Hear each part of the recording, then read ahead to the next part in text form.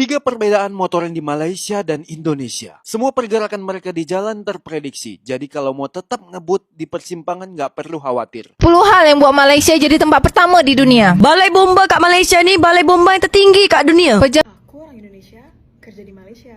Jujur kangen Gojek sama Grab Bike. Di sini tuh ada Grab, InDriver, AirAsia, Gojo, tapi itu semua mobil. Assalamualaikum warahmatullahi wabarakatuh. Apa kabarnya sahabatku semua? Ketika orang Indonesia bekerja ataupun tinggal di Malaysia, bekerja ataupun juga tinggal di Malaysia, pasti akan merasakan suasana yang berbeda dengan di Indonesia. Dan kemudian mereka akan merasa shock, dan kira-kira culture shock mereka selama di Malaysia itu apa, sahabatku semua? Kalau saya Bang Toha selama bekerja dan tinggal di Malaysia, sebentar sahabatku semua, lidahnya Bang Toha agak terbelit-belit. Culture shock saya itu kalau di Malaysia ini begitu sangat tertib dan rapi dalam hal parkir kendaraan ya, bahkan tidak ada petugas parkirnya. Kemudian culture shock saya di Malaysia, meskipun berada di kampung, namun kedai-kedai yang ada di Malaysia masakannya itu beraneka ragam ya. Jadi bukan hanya sekedar masakan kampung saja. Nah, di edisi video kali ini Bang Toha ingin mereaksi salah satu orang Indonesia yang tinggal dan bekerja di Malaysia, ataupun orang Indonesia yang berada di Malaysia mungkin berwisata, dibuat shock dengan hal yang ada di Malaysia. Bahkan bukan hanya orang Indonesia saja yang shock akan dengan hal yang ada di Malaysia. Karena Malaysia merupakan salah satu negara yang penuh keanekaragaman. Kemudian dari segi makanannya itu juga enak-enak. Bahkan orang-orang dari luar negara pun ketika sampai di Malaysia dibuat terkejut dengan makanan yang ada di Malaysia. Oke sahabat-sahabatku semua, langsung kita reaction videonya bersama-sama. Video ini sekali lagi sebagai bentuk informasi dan hiburan, bukan untuk istilahnya saling membandingkan satu sama lain, bukan. Jadi sekedar informasi dan hiburan. Aku orang Indonesia, kerja di Malaysia. Jujur kangen Gojek sama Grab Bike. Di Oh. sini tuh ada Grab, InDriver, AirAsia, Gojo, tapi itu semua mobil, nggak ada yang motor. Pernah nanya Nggak sama ada yang temen, motor? kenapa sih nggak ada ojek? Jadi katanya karena tukang ojek itu biasanya kan laki-laki, terus penumpangnya biasanya perempuan. Nah, itu tuh nggak boleh, mereka tuh dempet-dempetan di motor kalau mereka bukan keluarga atau bukan muhrim. Betul Jadi banget. kalau di sini kalau deket harus jalan kaki atau naik skuter. Usahakan kalau berangkat jangan mepet waktu. Aku orang Indonesia, kerja di Malaysia. Shock banget karena motor bisa masuk jalan tol. Shock Kayaknya banget. saat ini di Indonesia cuma ada satu jalan tol yang memperbolehkan motor deh. Di Betul, Mbak. Tol Bali Mandara itu. Aku orang Indonesia, kerja di Malaysia. Di sini pengguna jalannya pengendara motor, mobil itu cenderung lebih sopan. Dan di sini nggak banyak yang klakson-klakson. Wow. Di Jakarta, traffic light baru hijau, udah klakson semuanya. Tiga perbedaan motoran di Malaysia dan Indonesia. Semua pergerakan mereka di jalan terprediksi. Jadi kalau mau tetap ngebut di persimpangan nggak perlu khawatir. Karena yang mau nikung pasti nungguin. Sedangkan di Indonesia yang mau nikung lebih galak dan nggak mau ngalah.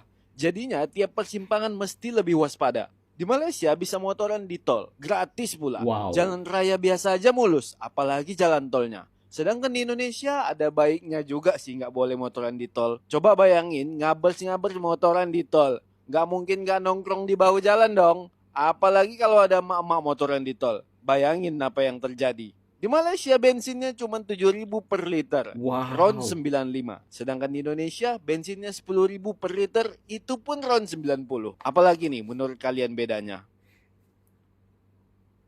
10 hal yang buat Malaysia jadi tempat pertama di dunia. Balai bomba kat Malaysia ni balai bomba yang tertinggi kat dunia. Pejabat bomba tak? Aku rasa lah cuy, jadi kalau korang orang Malaysia coba korang komen dekat bawah. Lokasi tumbuhan paya bakau terbanyak di dunia. Terowongan lebuh raya dwi-fungsi pertama di dunia. Lebuh raya tu kalau misalkan Indonesia jalan tol. Dokumentasi haiwan pertama di dunia direkam di Sabah, Malaysia. Tabung haji lancar, kad debit Mastercard tu bukan perbankan pertama di dunia. Negara pertama di dunia yang menggunakan paspor biometrik. Brand makan Mary Brown sebagai fast food halal terbaik terbesar di dunia. Sabah Malaysia tuh menjadi tempat perlindungan orang hutan pertama di dunia. KLIA jadi bandara pertama di dunia yang mempunyai hutan. Bukit Bendera di Pulau Pinang itu tercatat sebagai terowongan paling curam di dunia. Pulau Batam Pulau Batam Indonesia. pada Singapura Malaysia. Oh, Selat Singapura beda. Selat tersibuk di dunia sejak zaman Hang Tuah. Itulah culture shock orang Indonesia tentang sebuah negara tetangga kita yaitu Malaysia.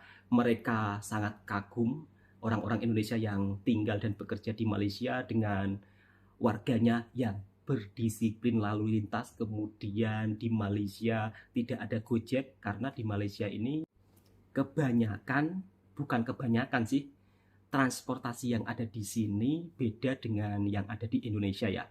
Kemudian kenapa di Malaysia nggak ada Gojek? Karena kan Gojek daripada Indonesia. Kalaupun ada, saya rasa mungkin nggak ada, sahabat-sahabat semua. Karena di Malaysia ini untuk kemacetan tidak sebegitu parah dengan di Indonesia. Kemudian dari segi jumlah warganya juga tidak terpadat. Kok tidak terpadat sih? Tidak sepadat yang ada di Indonesia. Kemudian soal dari segi-segi kemodernan di Malaysia juga luar biasa. Bahkan orang Indonesia ketika sampai di Malaysia juga dibuat takjub dengan transportasi yang ada di Malaysia. Bukan hanya transportasinya saja, tetapi Malaysia juga memecahkan rekor dunia yang begitu luar biasa yang mungkin negara Asia Tenggara lainnya tidak bisa memilikinya. Oke, langsung kita simak culture shock orang Indonesia ketika melihat transportasi publik yang ada di Malaysia. Oke guys, jadi kali ini gue akan review MRT Kajang Line. MRT Kajang Line adalah salah satu dari 2 rute MRT yang ada di Kuala Lumpur, Malaysia. Selain MRT Putrajaya, di sini trainsetnya menggunakan Siemens Inspiro dengan stamp formasi 4 kereta. Dia diproduksi oleh Siemens dan CRRC tapi dirakit di Selangor, Malaysia. Dia beroperasi di Kajang Line sejak akhir tahun 2016 dan dia dioperasikan tanpa masinis atau automated ya.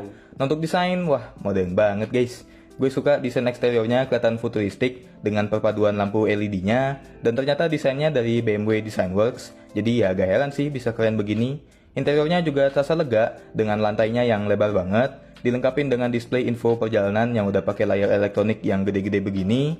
Penerangannya pun pakai lampu strip putih yang bikin kelihatan lebih modern ya. Nah, untuk kenyamanan di sini kursinya pakai model plastik satu-satu begini dengan warna biru yang beda-beda per kursinya, terasa cukup ergonomis. AC-nya di sini dingin banget, selayaknya kereta MRT di Jakarta misalnya. Akses antar keretanya di sini lega ya, karena modelnya connecting begini guys. Jadi kalian gak usah buka tutup pintu lagi kalau mau pindah-pindah kereta. Oh ya, untuk di MRT Kajang dan Putrajaya ini tersedia ruang khusus wanita yang posisinya di tengah kereta begini ya guys. Jadi bukan di ujung kayak di MRT Jakarta misalnya. Akselerasi dan pengeremannya halus banget. Boginya juga benar-benar stabil.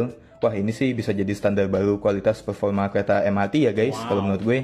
Nah, untuk kelayakan jujur, gue seneng banget sih sama MRT Kajang ini. Dari dulu udah cukup penasaran buatan Siemens kayak apa dan ternyata bagus banget guys, gokil. Gue jadinya agak ngiri sih sama orang-orang Kuala Lumpur karena punya MRT sebagus ini. Bahkan menurut gue masih lebih bagus sih daripada MRT Jakarta ya. Kalau gue review lokal mah ini udah gue kasih 10 dari 10 guys. Oke guys, jadi kali ini gue akan review KTM Komuter.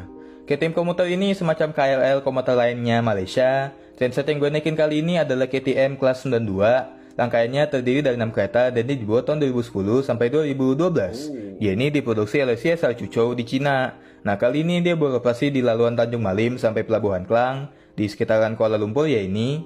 Untuk desain cukup modern. Dari yang gue baca sih filosofi desain eksteriornya ini mengacu ke harimau Malaysia. Kontras warna kuning dan birunya ini kelihatan cakep juga ya. Untuk interiornya, wah gila guys, modern banget ini mah.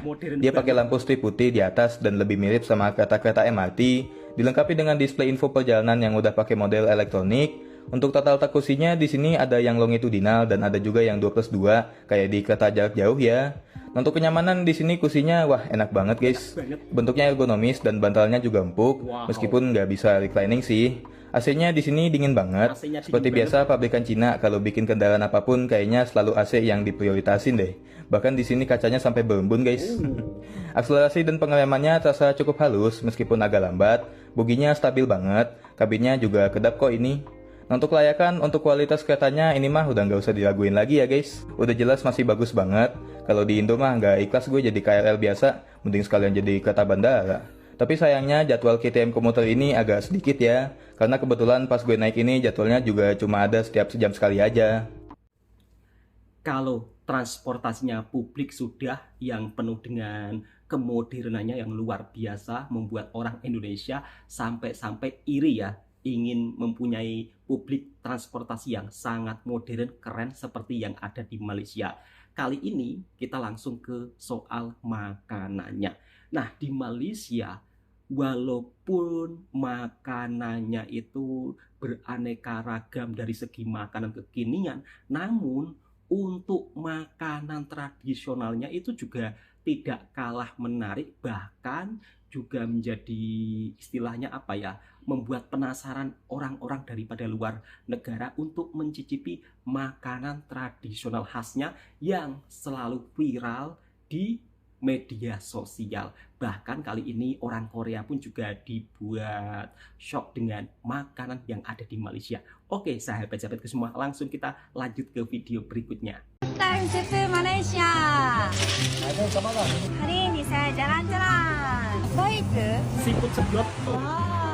Apa semua kening? Masak lemak. Siput. Seafood? Siput. Saya nak satu dendang apa? With rice. Bagaimana enggak rasanya? Mbaknya dari Korea dulu makan siput sedot di Malaysia. Duduk dong. Nani kore? Wow. Makan. 初めて見た。Rasanya itu enak. Manis dan pahit. Awas ke makan. Malaysia. Apa ini? これなんだろう。ラクサジョホール。 Laksa Spaghetti. Oh, spaghetti. Saya cepat. Ya, boleh? Oh, stop. Ini laksa Johor. Satu ini kena spoon. Oh, spoon. No hand. No. Laksa Johor ini Campur. merupakan salah satu macam tapi enak tentunya. Tanpa sedap. Kira-kira cocok nggak di lidah orang Korea? 魚の味がうまい。ビーフジャーサゲティム。バイスパイシー。 What's spicy? So we different with West culture. Pantai Timur. You know Pantai Timur? Nah, itulah culture shock orang luar negara ketika sampai di Malaysia, dari segi makanannya, kemudian dari segi transportasi publiknya yang sangat modern, membuat orang Indonesia kagum dengan suasana yang ada di Malaysia. Kalau sekarang kita reaction culture shock orang Malaysia ketika sampai di Indonesia dibuat terkejut akan hal ini. Bahkan bukan sahabat daripada Malaysia saja yang terkejut dibuat hal ini. Saya pun juga sampai bertanya-tanya tentang hal ini, bahkan sampai makanan ini juga viral dan saya pun heran kenapa dinamakan seperti ini. Oke teman-teman, langsung kita reaction daripada penasaran. Sebelum saya pulang ke Malaysia, saya nak tahu satu je. Hampir sepurnama saya di Indonesia, hampir setiap hari saya lalu jalani, hampir setiap masa saya nampak perkataan ni. Taklah, menjadi persoalan, perkataan ni selalu dikait dengan Malaysia. Bahkan ada beberapa warga negara Indonesia yang bertindak di luar nalar, komen di media sosial, gabungkan nama negara Malaysia dengan perkataan ni. Jadi agak-agak sedara. Perkataan apa? Ya, Bangladesh. Masalah, saya tak pernah nampak warga Bangladesh di sini. Malaysia yang ada lebih sejuta warga Bangladesh pun, Betul bang. saya belum pernah jumpa ada tulis nasi goreng Bangladesh, mi goreng Bangladesh. Tak pernah jumpa.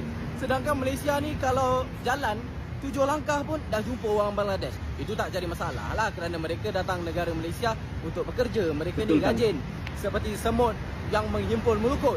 Jadi itulah, kembali kepada persoalan saya. Apa yang dimaksudkan dengan Bangladesh ni kepada orang Indonesia? Siapa boleh jawabkan? Apakah memang tukang masak dari Bangladesh? Atau memang makanan khas Bangladesh?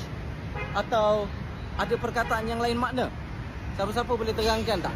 Saya nak tanya kedai pun, kedai masih belum buka. Kalian kaget gak sih kalau ternyata mie Bangladesh itu Nah, ini bukan dari bentuknya negara mie Bangladesh, Bangladesh. tapi ternyata Bangladesh itu nama orang. Jadi aku diceritain masnya, dulu tuh ada orang namanya Lades, dipanggillah Bangladesh. Dia jualan Indomie pakai bumbu Medan gitu. Terus terkenal, jadi akhirnya namanya itu Indomie Bangladesh. Sumpah aku kaget banget karena aku kira Bangladesh itu nama negara, tapi ternyata itu bumbu-bumbunya juga asli dari Medan. Nah, ini aku abis cobain mie Bangladesh terenak di Jakarta menurut aku ya. Rempahnya tuh berasa banget, terus creamy banget gara-gara mereka tuh pakai telur kampung omega gitu, terus dibikin kayak ongseng egg gitu loh. Demi apapun enak banget, aku sampai makan 4 telur tau nggak? Plus ada telur yang dikocok juga ke mie-nya kan. Terus karena mereka jualan mie Aceh, Indomie tuh dikasih emping juga. Ini Culture shock sahabat daripada Malaysia ketika di Indonesia melihat hal yang mungkin berpikir dan bertanya-tanya, kok bisa-bisanya di Indonesia ada yang namanya mie Bangladesh. Kemudian beliau juga menjelaskan ada juga segelintir netizen yang berkomentar kadang-kadang kurang bagus, yang menggabungkan dua nama tersebut antara Malaysia dan negara tersebut ya. Kalau menurut pendapat saya Mas, itu hanya segelintir netizen saja Mas, segelintir saja. Masih banyak orang Indonesia yang sangat cinta damai dan sangat cinta persahabatan antara Indonesia dan Malaysia. Karena di Indonesia terlalu banyak jumlah penduduknya Mas, beratus-ratus juta, 360 juta. Kalau misal kata ada segelintir yang tidak suka, itu juga jumlahnya hampir saja menyamai satu negara Malaysia.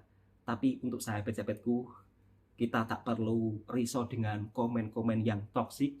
Mari kita jalin persahabatan, jalin kerukunan antar negara sesama tetangga. Antar negara sesama tetangga, betul ya? Jadi nggak usah kita hiraukan komen-komen yang intinya bisa merusak hubungan antara Indonesia dan Malaysia. Dan kenapa disebut mie Bangladesh? Kalau saya lihat dari video mbaknya yang menceritakan tentang sejarah mie Bangladesh, katanya dulu yang buat mie itu namanya Lades, kemudian dipanggil Bangladesh. Katanya sih seperti itu, saya juga nggak tahu kok tiba-tiba di Indonesia juga ada sejarah, juga ada mie yang namanya Bangladesh. Saya juga nggak tahu sejarahnya seperti apa. Oke sahabat-sahabatku semua, cukup sampai di sini dulu videonya. Video ini sebagai informasi dan hiburan. Mari kita saling jalin kerukunan satu sama lain tanpa harus berkomentar yang toksik. Indonesia Malaysia harus tetap rukun selama-lamanya. Assalamualaikum warahmatullahi wabarakatuh.